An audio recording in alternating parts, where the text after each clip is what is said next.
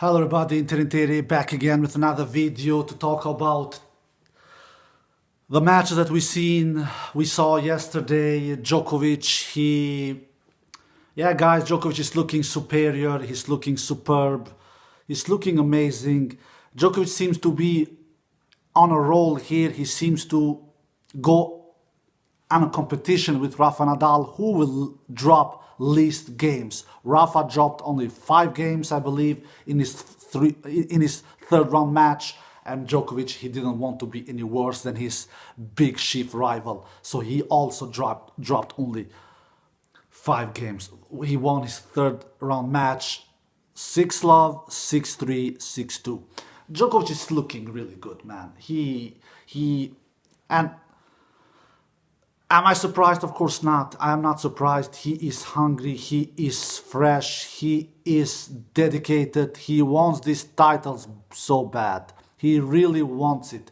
He has chased his second Roland Garros title now in several years. He lost in 2008, 17 in the quarters, I believe, if I'm not mistaken, against Dominic Thiem. In 2018, he lost in the quarters against Khachanov. In 2019, he lost against Thiem in the semifinals. And now he is having an amazing season, guys. He is undefeated. I'm not counting that default that he had in US Open a couple of weeks ago. So, and he's hitting the ball pretty clean, even though that clay is not his best surface, but he's doing a lot of winners. I believe he did 38 winners in his third round match and 28 unforced errors. He does 10 more winners than unforced errors. He serves 69% first serves in, which is a really great number. 69% to serve first serves in. That is great. You are almost 70%, and he was winning 75% behind those first serves. And on second serves, he was winning 57%. So much better than he in the second match, where he won 46% actually in the second match behind his second serves, Djokovic. So impressive stuff from Djokovic, my friends. Impressive stuff from Djokovic, and his opponent, he won 35% behind his second serve. And if you look at Novak's second round match, where I said his opponent was winning 46% behind his serve, that was a little surprise, because Novak will always punish his opponent's second serve because he has such great returns, like we all know. So Djokovic is on a roll. No surprise there. Now he will face Khachanov. That will be his first test. Khachanov, to be quite honest, I'm a little surprised. Not surprised because he's top 20 in the world, but he defeated Cristian Garin, who is, in my opinion, a better clay court player than Khachanov. But Khachanov, he took him out in 4 sets. Khachanov, he's hitting the ball big. He's hitting through his opponents, because we all know that he's a heavy hitter. So Novak can sometimes have troubles against heavy hitters. So this will be Novak's big first test here in French Open, I believe. But I don't think that Khachanov will take Novak out. I don't think so. I think that Djokovic will wear him down from the baseline. Khachanov will try to go for winners, will try to pull the trigger, but it will cost him. What will it cost? It will cost him errors. That's what Novak and Rafa does. They squeeze unforced errors from their opponents. If Diego Schwartzman is a grinder, if Baenas, who took out Shapovalov, is a grinder, if Gaston, who took out Stan Wawrinka, is a grinder, they are nothing to compare with Nadal and Djokovic. They are not only grinders, Nadal and Djokovic, they are also shot makers. They have the whole package. They can play defensive tennis, they can play offensive tennis, they can play at the net, even though they almost never play net game. But when they do it successfully, especially Nadal, because Nadal doesn't go to the net if he isn't 99% sure he will win the point. and Djokovic doesn't go so often to the net. And when he does, he's not as successful as Nadal. But what I want to say, they have all the tools in the bag to beat you. They can beat you with defensive skills, they can beat you with offensive skills, they can beat you with shot tolerance, they can beat you with cardio, you name it. So, Gaston, who defeated Stan, Baea, who defeated Shapovalov, and they are not even as close as grinders as Djokovic and Nadal. So, if those guys I mentioned who defeated Stan, who defeated Shapovalov, can squeeze out unforced errors from their opponents, you just can imagine what Rafa and Novak does. They are a specialist to squeeze unforced errors from their opponents, because they will always make their opponents frustrated, and they will always make their opponents hit 1, 2, 3, 4, 5 extra shots. So Djokovic is looking good, Rafa, Nadal is looking good. They are destroying the field, guys. Rafa and Djokovic, they are destroying the field. They are sending the message. We want to face each other in that French Open final. I'm sorry, wrong of me. No, they are not sending that message, because they don't want to face each other in the final. We as fans, we tennis lovers, we sure want to see a clash of the titans on Sunday, next Sunday. But they don't want to face each other on Sunday. They don't want. They of course prefer as easiest opponent as possible, even though that they don't always say that in front of the camera. Rafa says it. Djokovic doesn't say that all the time. Federer never says it. So deep side in their heart, they of course don't want to face each other. Why should they want to face each other? Why should they wish to face each other? Because they know it will be a brutal, hard, difficult match to win for both of them. They know that. So, but we as tennis lovers, we want to see a Clash of the Titans final next Sunday between the world number 1 versus the world number 2. Between the greatest clay court player of all time, Rafa Nadal, versus the greatest all-court player of all time. Because in my opinion, Djokovic is the greatest all-court player of all time. Because if he wasn't, he would not have won all the Masters twice. Nadal and Federer, they are not won all the Masters even once. Djokovic has won all the Masters twice. That is a huge achievement, guys. And we do not talk about that crazy much, but that is a really huge achievement from Novak Djokovic. And now he's trying to win all the slams twice. And man, he is on a mission, Novak Djokovic. He is on a mission. I really believe he will go to the final this year. He has not played the French Open final in 4 years, since 2016 when he won his maiden French Open title. But he has some obstacles on his side. Now the first test will be Khachanov, a big hitter. Let's see what Khachanov can do. Can he hit through Novak Djokovic? Yeah, he will do that sometimes, some occasions, but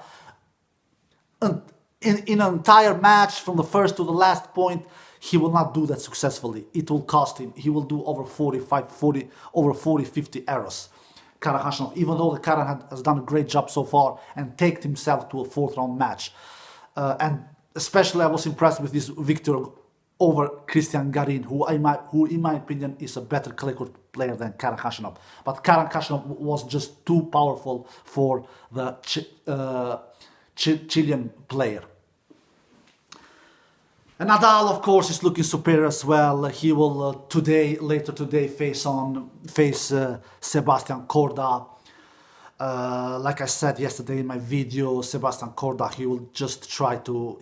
Sebastian Korda doesn't go to the court and believing he will win. You can already read his interview when he won his 3rd round match. He was so up he was on the 9th cloud, really. He was so happy to face his idol, his big role model. He will just be happy to be in the same court as Rafa Nadal. He's not counting to beat Nadal, and he knows he will not beat Nadal.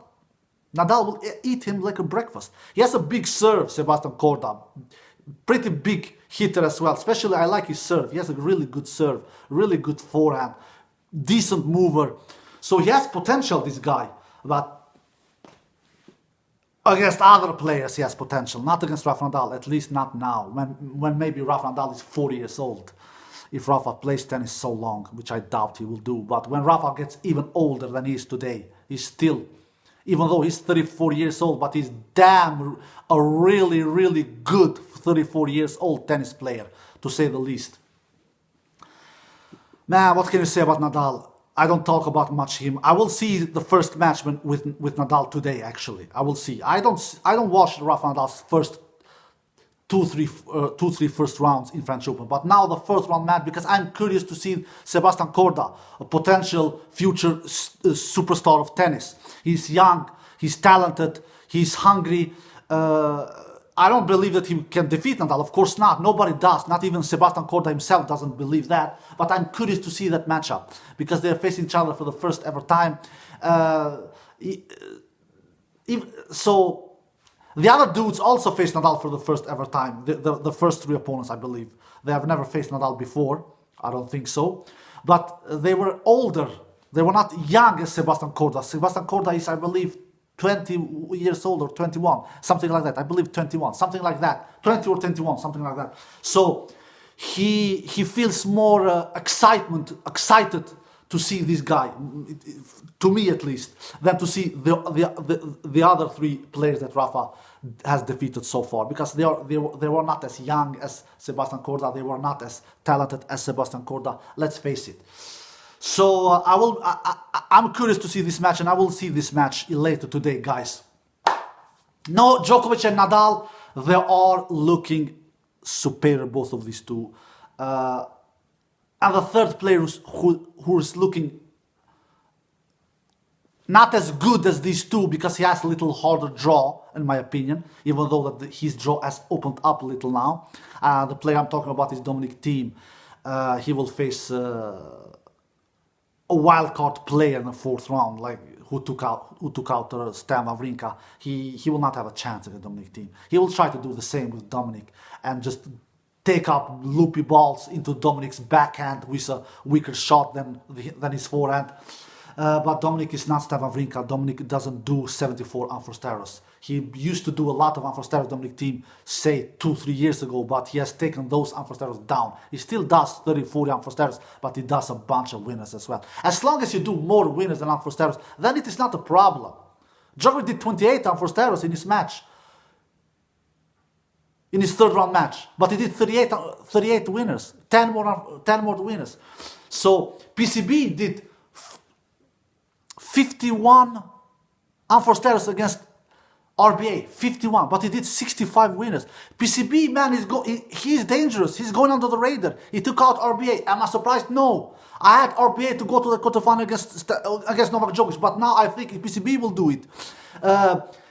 If you look at the head-to-head before that match between PCB and RBA, it was 2-2, even Steven. So PCB is in a good form, for God's sakes. He was in the semi-finals in US Open. He was only one set away to play his first ever Grand Slam final against Dominic Thiem. So PCB is looking dangerous, man. I saw the match between PCB and RBA. PCB has more firepower than RBA. They have similar styles. They never go to the net. They are grinders. They like to go to long exchanges from a baseline. They don't do a lot of unforced errors. They are really super machines from the baseline, and they don't hit the ball big, heavy. But if I could choose who of these two players, PCB or RBA, hit the ball harder, it is PCB. RBA doesn't hit the ball really big, guys. He cannot create offense on clay, which you could see in the match with PCB. RBA did, I believe, 41 winners. Yeah, 41 winners against PCB and 36 unforced errors. He still does 5 more winners than unforced errors, but PCB did 65 winners. Man, 65, that is impressive. To do 65 winners on clay, it really is impressive, especially against a dude like RBA, who runs down every single ball. And so when I was watching that match between PCB and RBA, I knew after one set, I swear, after one set, I knew most likely PCB will win this match. And we will see a rematch between PCB and Novak Djokovic in the quarters. But because I don't think that PCB will lose the fourth round. I just don't think so.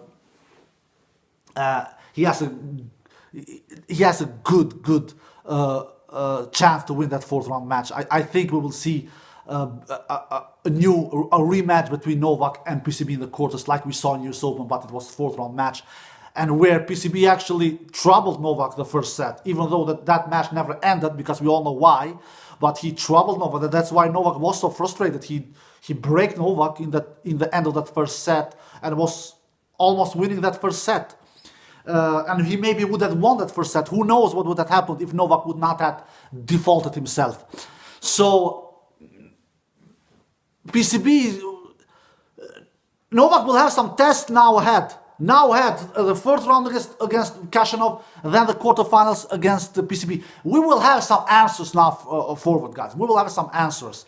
Rafa will not have any test yet. Sebastian Korda is not a test for Rafa in the fourth round.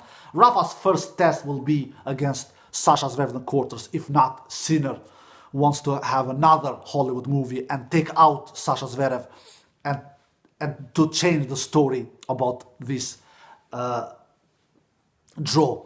But I think that Sasha will be too powerful for Sinner, too consistent on baseline. That is my feeling. So I don't think Sinner will take Sasha out. Maybe he can take one set. Maybe, but you never know, man. You never know. These upsets are coming. They are coming almost every day. Look at Berrettini, but that was I was not shocked in that Berrettini lost. I was a little surprised because the dude he faced, he was 187 in the world ranking or something like that. 186 in the world ranking. A dude that we have never heard about before, a German dude. So, and Berrettini, he looked pretty okay in his first two matches. So, but I was not counting the Berrettini in this tournament. What has Berrettini done since, for God's sake, since US Open last year? What has the dude done, for God's sake? What has he done? What has he done? Come on. He was in that ATP Tour finals last year. He crashed out in the round-robin stage. In Australian Open, he crashed out early. In US Open, he crashed out early. Here, in French Open, he crashes out early. What has the dude done? What is sport all about, my tennis fans all around the world? Consistency, consistency, consistency. That is what sport is all about. Not to do one good tournament here and one good tournament there. Look at PCB. You have to give the guy credit. He was in semifinals in US Open, was one set away from playing the final there. Now he's in the fourth round. Probably he will go to the quarterfinals and face one of the biggest favorites in the tournament together with Nadal, Novak Djokovic. So he's showing some consistency, at least for a couple of weeks. That we have not seen with Berrettini. He has made one semi-final run so far in his career. Yeah, he's still young. He has time on his side. But in my opinion, people are praising Berrettini a little too much. He's a good grass court player, absolutely. In my opinion, grass is his best surface. But I don't know. I just feel that people are praising him too much, Berrettini. They are just praising him too much. He didn't do a horrible match against this German dude. He just didn't take his chances. He had 7 breakpoint opportunities. He braked only once. The German dude also had 7 breakpoint opportunities. He braked 4 times. There you have the difference. It was not like Berrettini was so much worse than his opponent. It was not like he was serving so much worse, or he was returning so much worse. It was not like that. In tennis, you don't take your chances, you lose. Even though that Berrettini lost straight sets, if he would then break his opponent more, he braked only once. Only once out of 7 opportunities. That is too bad. That is too weak. If you are that poor in breakpoint conversions, you will lose. That's it. You will lose. You will not have a chance. His opponent braked 4 times. There you have it. There you have why he won. There you have what he won. And also he did much less unforced status, of course, than Berrettini. Berrettini did much more unforced status than his opponent. But Berrettini also did much more winners than his opponent. So, like, again, as long as you do a lot of winners, it is fine. But it is not fine when you do more unforced status than winners. And Berrettini, of course, did more unforced status than winners in this match. And his opponent did little more winners than unforced status in this match. Little more, not crazy much. But the big difference was on the breakpoint conversions. Berrettini braked only 1 of 7 opportunities. His opponent 4 of 7 opportunities.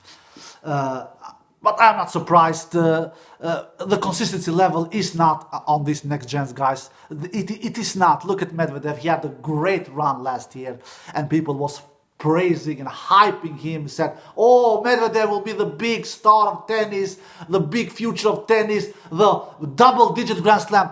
We don't have any player at the current moment who have potential to be a double-digit Grand Slam winner. You know that? Yeah.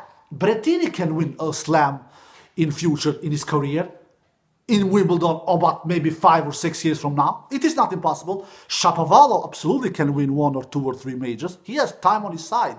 Felix as well can do that. He's still young, Felix. He's 20 years old. Medvedev also can win 1 major or 2, because the big 3 will not be around forever. They are not 25 years old anymore. We all know that. But can you mention one of these players? Berrettini, Shapovalov, Felix, Medvedev, Tsitsipas. Tsitsipas also is a multiple Grand Slam winner. I believe that he has time on his side. He's so young. But can you mention one of these players? Tsitsipas, Medvedev, Berrettini, Shapovalov, Felix Aliassime, even Sinner, even though Sinner is very young, he's the youngest of all of these I mentioned, that one of these will be a double-digit Grand Slam winner in the future. Can you mention one of these being a double-digit Grand Slam winner in the future? No, none. Guys, to be a double-digit Grand Slam winner, it is huge, man. Look at Becker, look at Wilander, look at Connors, look at McEnroe. None of these giants, none of these legends, they were not double-digit Grand Slam winners. Agassi, they were not double-digit Grand Slam winners. They were not. Edberg. Maybe I have forgotten someone. No, guys. To be a double-digit Grand Slam winner, it is a huge achievement. It is a marvelous achievement. It is an impeccable achievement. And I'm not seeing any of these dudes who will be a double-digit Grand Slam winner. Not even Thiem, because Thiem is 27 years old. Of course, he will never be a double-digit Grand Slam winner. He will not be. Maybe we have a double-digit Grand Slam winner who has not come forward yet. Maybe a 15 or 16 years old player who is very talented and who we don't know who that player is yet. But of these players I'm seeing who are 19, 20, 21, 22 years old, 23 years old and 24 years old, like these dudes are, Sinner, Shapovalov, Felix Aliassime, Tsitsipas, Berrettini, none of these are double-digit Grand Slam winner, guys. Of course, everything can happen. They can devolve. You don't know what will happen on about 2 or 3 years old. But I am pretty confident in this prediction that none of these are double-digit Grand Slam winner. They are not, because Djokovic is still around. Nadal is still around. They will play tennis at least for 2, 3, 4 years, for 3, 4 more years, and they have a lot to say about all the slams. They are contenders in all the 4 slams, for God's sake. Djokovic is a big contender in Australian Open. Nadal is a big contender in French Open together with Djokovic and Thiem. On grass, for God's sakes, the next gens, they are horrible on grass besides Berrettini. They are horrible. I forgot to mention Zverev as well. He also is very young. He's not the double-digit Grand Slam winner either, in my opinion. Who are playing good grass court tennis? Federer, Nadal, and Djokovic, and Berrettini. Nobody else. US Open is more wide open. US Open is more wide open, so US Open it can always be more surprises there. But anyway, I don't see these next gen players being double-digit Grand Slam winners. Absolutely not. They can win Grand Slams, and they will win Grand Slams. Thiem has won one now. and the other players will win at least one Grand Slam, I think. All of them, I think. But double digit? No, I don't think so. I really don't think so, guys. No, they are too weak. They are too weak in my opinion. They are too weak. Oh my God, 25 minutes video long. You know what I say when I do too long videos. I don't want to make you bored. I don't want to take time away from you because you have a life too, exactly like me. So now I will end this video. All right, guys, I hope you enjoyed this video. Take care and bye-bye.